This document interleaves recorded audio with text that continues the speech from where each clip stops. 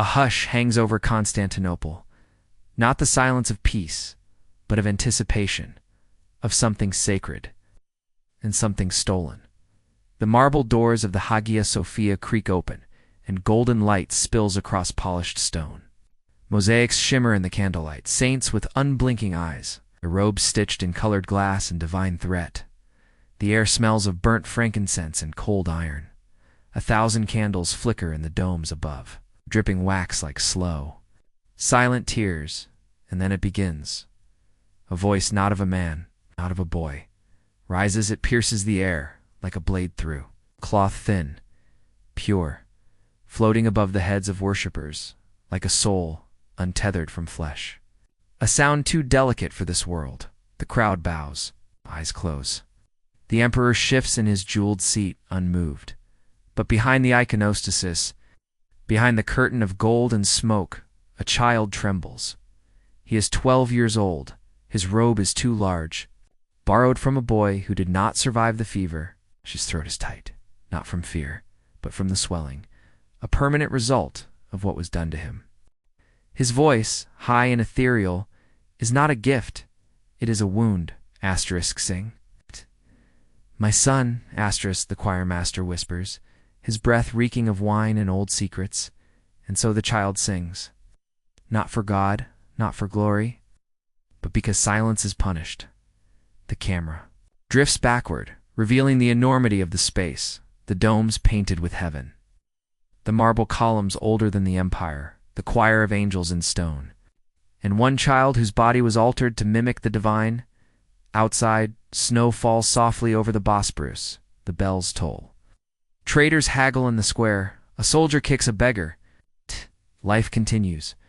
But within these walls, time is different here. Gold hides pain, incense masks blood, and music, divine and dazzling, was born from violence. His mother was told he would serve the empire, that he would wear silk, eat sweet figs, live beneath God's ceiling. She didn't see the blade, or the basin, or the boy he stopped being. She only heard the promise. His voice will echo forever. And perhaps it will. Perhaps centuries from now. Tourists will walk through this place with cameras and hear whispers in the stones. Perhaps they'll wonder how such beauty was possible, but they won't smell the blood on the altar. Or hear the screams swallowed by the choir. They'll only say what a beautiful sound. And somewhere, beneath the marble and the icons, the silence will answer back. At what cost? The markets of Antioch did not sell silence. They sold boys. The year is 842. The Byzantine Empire is bruised but proud, clawing back its territories, cloaked in gold and God. Its heart beats in Constantinople, but its reach extends through villages, deserts, and cities, soaked in sun and superstition. And in that reach, children disappear. A mother clutches her son's wrist as they pass through the spice stalls. Cinnamon, myrrh, dried limes. He is small, barefoot. His eyes catch the silk robes of a bishop. Riding by, she tells him not to look, but the priest has already seen. Later at dusk, soldiers arrive.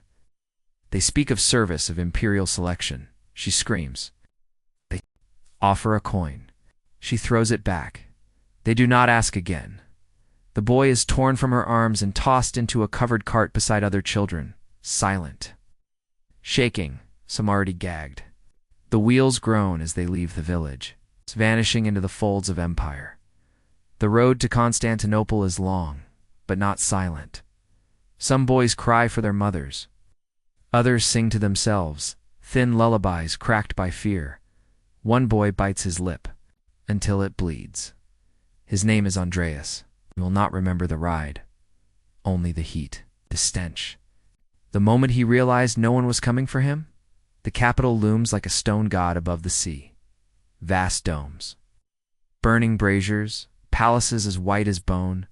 They are taken not to a school, but to a house behind the Hagia Sophia. A house with no sign, no windows. It's only one door. Inside, it smells of vinegar, sweat, and something metallic. The surgeon does not speak. He is a eunuch himself. His face is a mask, not cruel, not kind, just hollow. Andreas is stripped, held down, prayed over. A cloth soaked in wine is pressed to his mouth. The knife is iron, not clean, not precise. The pain is not scream, but a silence so loud it splits the world in two. When it is done, Andreas does not cry. He only looks down and does not recognize. What is no longer there? The surgeon whispers a psalm as he pours vinegar onto the wound. He is told, **, if you live, you will sing. **, many do not. Weeks pass, fever, swelling, shadows. Some boys bleed into their beds and are dragged out before dawn. The others are told not to speak their names again. Andreas survives, but the boy who sang to his mother in the fields is gone. What remains is something else, a body redesigned, a voice trapped between worlds. They give him a robe. They call him a vessel of purity, cannot walk properly for weeks. But when he sings, the choir master weeps, not for the child, but for the sound. And somewhere deep within that trembling note is a scream that no cathedral dares echo. Mornings arrive without kindness. The dormitory is a long, narrow hall beneath. The eastern wing of the cathedral, no windows, just a single oil lamp that flickers like a heartbeat afraid to stop. Here, the boys sleep on wooden pallets, shoulder to shoulder, breathing in each other's fear. Andreas opens his eyes before the bell. He always does. His legs ache. The scar tissue pulls when he moves. But he doesn't cry anymore. He listens for footsteps, for coughing, for who didn't make it through the night. They don't speak of the ones who vanish. A narrow staircase leads to the practice chamber. The air grows colder with every step, like descending into a forgotten tomb carved from silence. On the walls hang icons, Mary the Archangels, Christ Pantocrator, their faces solemn, distant, watching, but none look like the boys. A table holds the tools of their new devotion, scrolls of sheet music, metal tuning forks, and a chipped pitcher of water. The choir master arrives exactly at dawn. He wears black, with a golden cross that swings like a pendulum as he walks. Begin. And so they sing. They sing until their ribs ache, until their voices crack from effort and are punished for it. A cane taps against wood. A nod means keep going. A frown means try again. A mistake means silence, or worse. Their voices must be perfect, not human. Heavenly. Byzantium believed that only the pure, the untouched, could reach God's ear. And since no boy could stay pure, the body was rewritten. Andreas closes his eyes and sings a note that vibrates the very stones, but he does not feel holy. He feels hollow. The camera circles the chamber slowly, capturing faces, sunken eyes, trembling lips, thin shoulders rising, and falling with each note. No names are spoken during training. Only numbers? Only sounds? One boy collapses. The others don't flinch. They've learned, do not stop, do not look, do not feel. Later, in the refectory, they eat boiled grain in silence. No meat, no wine. The walls are painted with saints whose mouths are open in song as if mocking them. Occasionally a priest passes through. They smile at the boys, pat their heads, but never ask how they sleep, and in the evenings. They sing again for nobles, for bishops, for the emperor himself. Hidden behind the lattice screen, veiled in smoke and gold, their voices rise in sacred unison. No one sees their faces. No. One asks whose sons they were. Only the sound matters. And when the final note fades, the guests applaud, as if pain could be applauded, as if the cathedral walls themselves did not remember. Each boy's body bent beneath robes, reshaped for a glory that was never theirs. That night, Andreas returns to his pallet. He traces the scar across his abdomen, and he wonders if his voice is no longer his. What part of him is? By day the cathedral dazzles. Its domes glitter with divine light, gilded mosaics whispering scripture in silence. Pilgrims cross themselves at the threshold. Nobles kiss relics wrapped in silk. Incense curls upward like a prayer trying to escape, but behind its sacred splendor lies a deal struck in shadows, a bargain signed not with ink, but with blood and bone. The Church did not create this actor. It sanctified them. It gave their mutilation meaning, wrapped suffering in scripture, and told the faithful, asterisk, their voices are proof of God's will. Asterisk, in the imperial court, bishops boast of the purity of their choir boys. They call them angelic vessels, celestial instruments. They quote Paul and Isaiah. They cite heavenly choirs and divine song. But they never mention the knife. They never describe the backroom surgeries or the fever-ridden weeks that followed. They never speak of the boys who bled out nameless, buried beneath marble with no hymn sung in their honor. Instead, they point to the sound. Always the sound. A castrato's voice could silence a room. It moved empresses to tears. It brought generals to their knees. In a world where masculinity was measured by sword and decree, these boys, robbed of manhood, became instruments. Of power, not their own. The choir chamber became a marketplace of influence. Patrons vied for dominance through voice. Bishops competed to produce the most exquisite soprano. Wealthy donors sponsored boys, feeding them rare fruits and wine to keep their strength. But what they wanted in return was obedience. Behind closed doors, the abuse turned intimate. Some boys were taken to private rooms after evening mass. Given honeyed dates, told they were special. You belong to God, whispered one deacon to a child, brushing a tear from his cheek. Asterisk, but you answer to me. Asterisk, the line between sanctity and possession blurred, and the Church, rich with power and robed in virtue, looked away, because every voice that rose in perfect pitch brought more pilgrims, more gold, more favor from the emperor. And if the boy who sang it cried himself to sleep, And if the boy who sang it cried himself to sleep, that was between him and God. The camera pans slowly through the cathedral treasury. Jeweled crosses, relics in glass cases, robes stitched with thread spun from crushed beetles and the labor of orphans. Then a close-up of a gold chalice ornately carved, and in the reflection the face of a choir boy, expressionless. He does not speak, he cannot, because in this bargain the voice does not belong to the singer.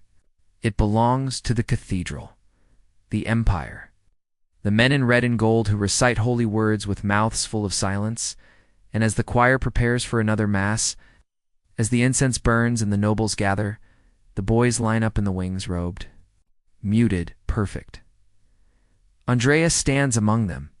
He closes his eyes and wonders how a place built to honor God became a prison for those closest to heaven. No one tells you that angels can go mad, not even the Church that bred them. The hymns may soar, and the faces may smile. But behind the velvet curtains of the cathedral choir, the silence screams loudest. Andreas no longer dreams. He stares at the ceiling at night, hands folded like a saint in a tomb. Around him, the other boys toss, whisper prayers in the dark, or shiver in silence. Some have names still. Others are called only by voice, part, or rank. Alto prima, soprano 3. They are fading, not from life, but from self. One boy, Leo, used to sneak scraps from the kitchen. He joked about escaping through the bell tower, about sailing to Alexandria and becoming a pirate. He hasn't spoken in 43 days. Not since the choir master beat him for missing a high G. Another Nico sings in his sleep. But when awake, he won't open his mouth. Not to eat, not to speak. Just stares at his own reflection in a puddle like it's a stranger. The doctors say it's a divine melancholy. The bishops call it asterisk, a trial of the soul. Asterisk. But what do you call the look in a child's eyes who has realized he'll never be a man? Never feel love, never be touched without shame. Andreas watches them all, memorizing the moments. A cracked knuckle, a trembling lip, razor hidden in a prayer book. He begins to write. Scratches thoughts behind the pages of his hymnal, not in words, but in lines and symbols. A code, a way to scream without sound. because even though his voice still rises like a seraph's, he no longer believes. It belongs to him. He sings because silence is punished. He sings because disobedience is marked in bruises. He sings because they will not let him not sing. The choir is his cage. The music is its bars. One morning a boy doesn't wake. His name is Gregor, who's 11. He sang like the wind.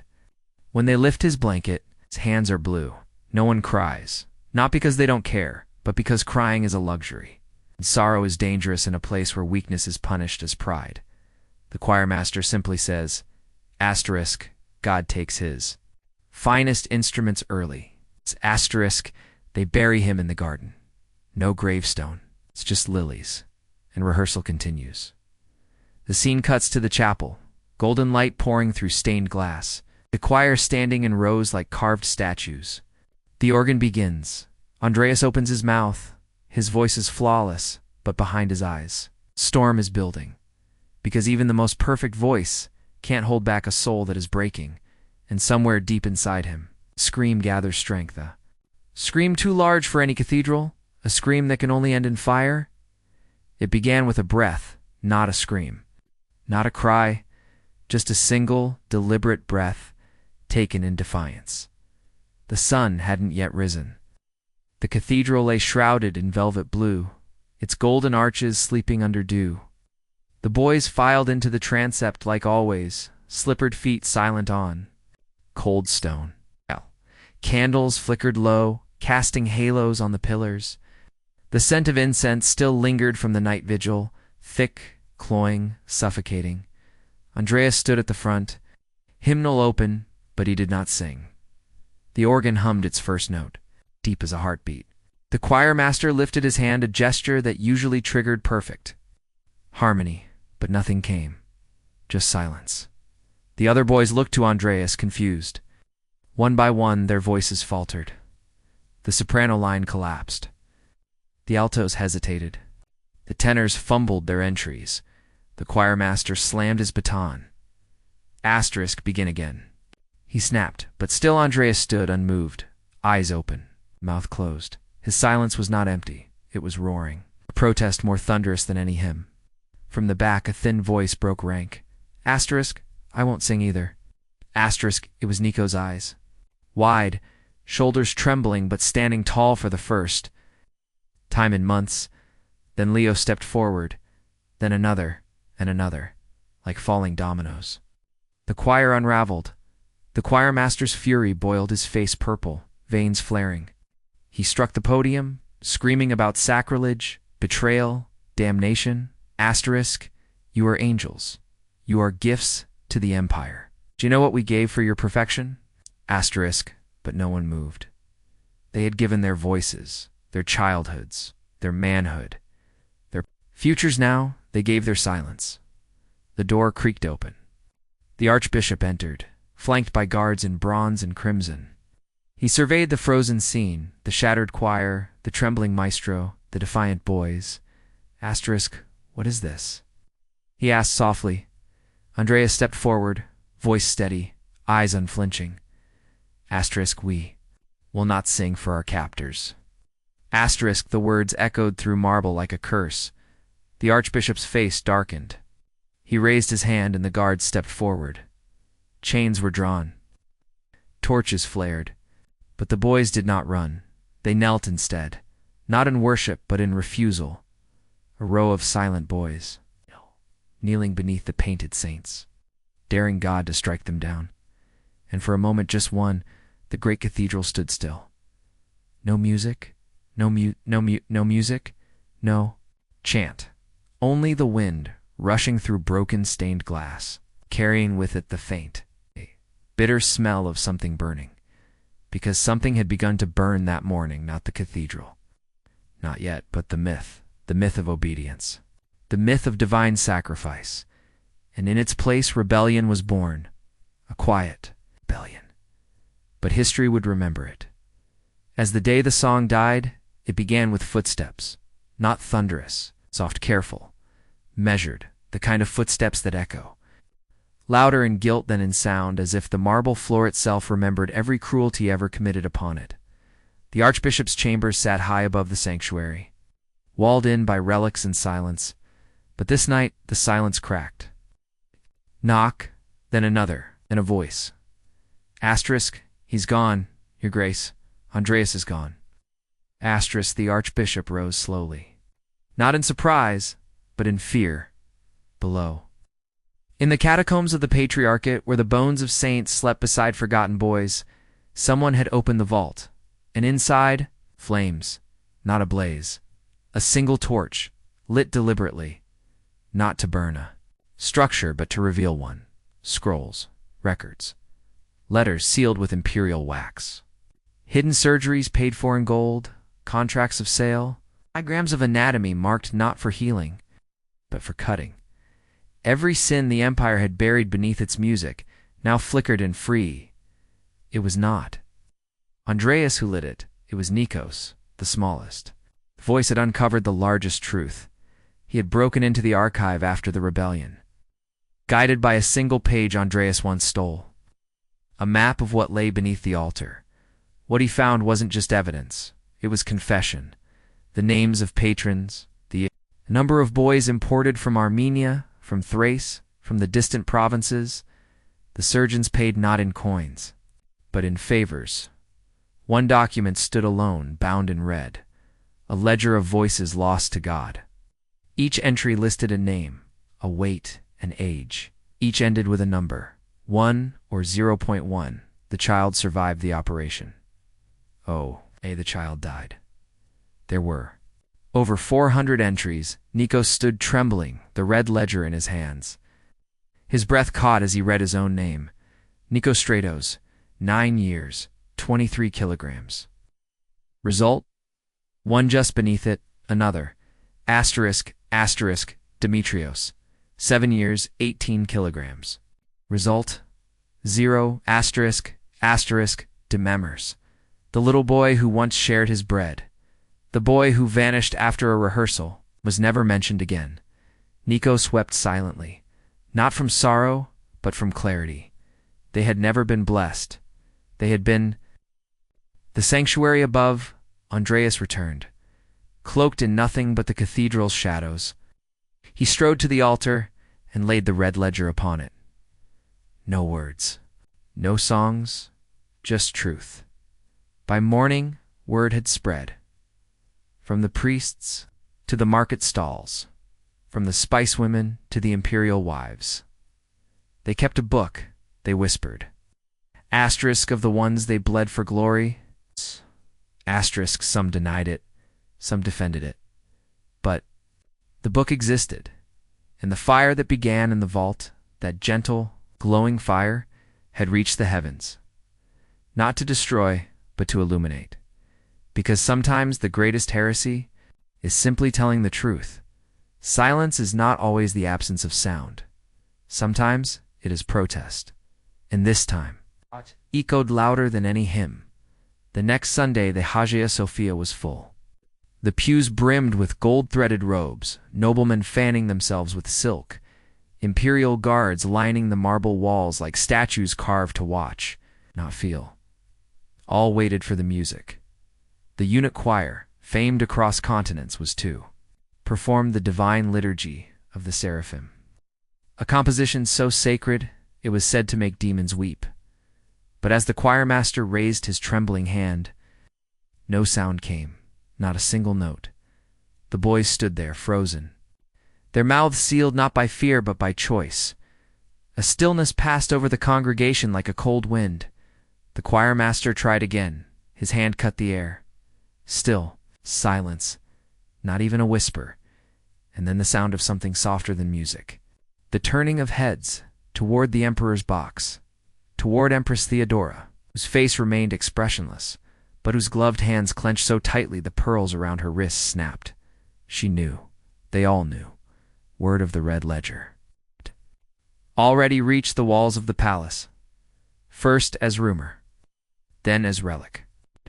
Now, the emperor had sent spies to seize it, but the original had vanished. Copies began appearing on monastery steps, beneath bakery doors, even sewn into the linings of choir robes. The empire had tried to canonize silence, But now, the choir weaponized. That Sunday became known not as a mass, but as a mourning. Nico's eyes closed, stood in the front row, Andreas, defiant. Beside him, they did not look toward the altar. They looked toward the dome, where golden mosaics of Christ and angels gazed down upon them. If heaven was watching, it would have to listen now, by dusk. Guards swept the choir's chambers, but they found nothing.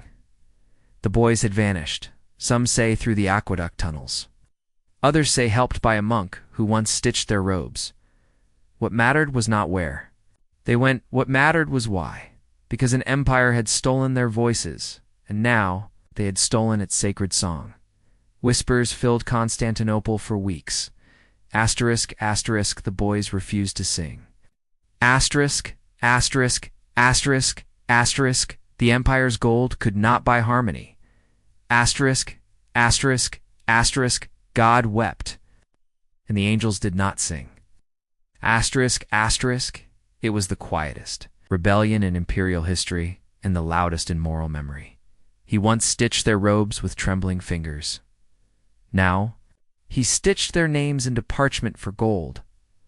Brother Matthias had a face that blended into stone, neither cruel nor kind, just quiet.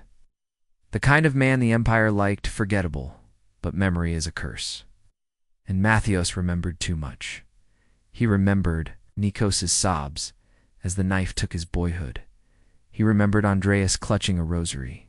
With blood on his palms, he remembered the cellar not as a sanctuary, but as a slaughterhouse beneath stained glass. And one night, when his hands could no longer hold the weight of secrets, he walked the back corridors of the Hagia Sophia. Straight into the hands of the palace guard, they say he whispered just 3 words. Asterisk, asterisk, I know where. Asterisk, asterisk, in exchange, he asked for one thing, not gold, not a title, but absolution. The priest who heard his confession refused, but the emperor granted it anyway, because in the empire, guilt could be erased if it served the throne. That night, a patrol moved through the cistern tunnels beneath the city, torchlight flickering on algae-slicked walls. The water trembled with each footstep, and in a hollow beneath an old aqueduct, they found what they were promised. 3 boys, asleep, wrapped in choir robes, hiding beneath a tapestry of the Virgin. The guards didn't speak. They didn't have to. One drew his blade. The other simply lit a lantern. The boys woke not to chains, but to shame, dragged through alleyways in silence. Their feet leaving trails in the wet earth, they passed a statue of St. Paul. His eyes chipped from time and weather, Nikos turned, his face toward the ground. Andreas didn't. He stared at the monk, who stood beside the guards, eyes lowered but dry. Why? Andreas asked, voice cracked. It's barely audible. Matthias did not answer. He COULDN, single quotes he'd already sold his voice for peace. And peace, in Constantinople, came at the price of children. By dawn, the choir chamber was sealed. A scroll nailed to the door read, asterisk, asterisk, blasphemers removed. Sacred order restored. Asterisk, asterisk, no trial. No witness, just silence, the kind the empire liked. But beneath the city, in crypts where the rats still sang, the other boys waited, because not all had been found, and not all would forgive. History remembers emperors, forgets monks, but sometimes betrayal leaves echoes louder than hymns. The walls were weeping, moisture ran like tears. Down the marble columns of the ancient cistern, where water once fed an empire and now only echoed the memory of boys who would not die quiet, it was silent. Yes, but not empty. Andreas crouched in the dark, his bare feet sunk into moss and cold stone, his hands wrapped in the remnants of his choir robe, once white, now the color of old bruises. He hadn't spoken in days, not since the others were taken, but he sang only at night, only when the city above slept and the rats curled into their nests like forgotten sins. It was not a hymn sanctioned by the patriarch. It was older, a lullaby his mother once sang. before she handed him to the church in exchange. For bread and a silver coin, asterisk, asterisk, commodity 2, Arnu me casexes, asterisk, asterisk, asterisk, a piece of heaven, don't forget me. Asterisk, his voice cracked like a broken flute. It carried through tunnels lined with Byzantine brick, over stagnant water, and up through the city's sewer grates. Some said Constantinople was cursed, that it was built atop to many bones, but no curse matched what the empire did to its own sons. By candlelight, in secret quarters, the last surviving eunuch scribbled his verses onto the back of a liturgical scroll. His name was Isidoros. He was 14. He did not believe in salvation. He believed in memory, and memory had teeth. The paper trembled as he wrote, asterisk, asterisk, we were not born to sing for emperors. We were born. That is enough. Asterisk, asterisk, the ink was made from crushed berries and his own. Blood one drop for every boy who vanished through the mosaic halls and into the silence beyond. Above them, the priests chanted praises for the sunrise below. A different ritual was unfolding. Andreas, too thin, too cold, opened his mouth again. But this time, not to sing. He began to scream. Not a child's scream, not fear. Something lower, ancient. Animal would have bounced through the cistern arches like thunder trapped underground. Isidoros looked up from his scroll. The rats fled. Somewhere in the shadows. Water began to ripple, because grief has a frequency, and in Constantinople, beneath the domes in gold, it had finally found its pitch. One guard heard it. He paused near a sewer grate and muttered, "Wind." It wasn't the wind. It was the song that wouldn't die, and it was only